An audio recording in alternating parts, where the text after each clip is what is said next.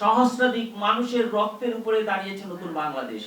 যে বাংলাদেশে আবু সাইদ এবং ওয়াসিম মুগ্ধর রক্তের উপরে দাঁড়িয়েছে বাংলাদেশ। যে বাংলাদেশের এই অবস্থায় আসতে গিয়ে আমাদের হাজার হাজার ছেলে মেয়েরা তাদের কারো চোখ হারিয়েছে, কারো পা হারিয়েছে, কারো হাত হারিয়েছে, তার পঙ্গুত্ব জীবন যাপন করছে।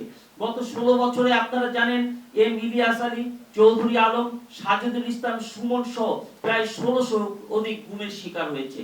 কয়েকজন ফিরে আসলেও 5ই আগস্টের পর সেই আয়না ঘর থেকে আমরা দেখেছি যে বাকি সবাই এখনো অধরা রয়ে গেছে।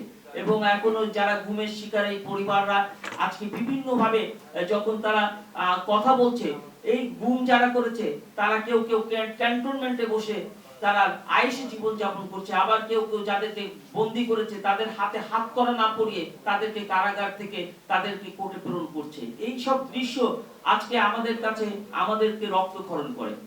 একজন অপরাধী যে মানুষকে গুম করেছে, যে মানুষকে খুন করেছে, আমরা দেখতে পাচ্ছি আমাদের অনুষ্ঠানের আজকে যিনি সম্মানিত প্রধান অতিথি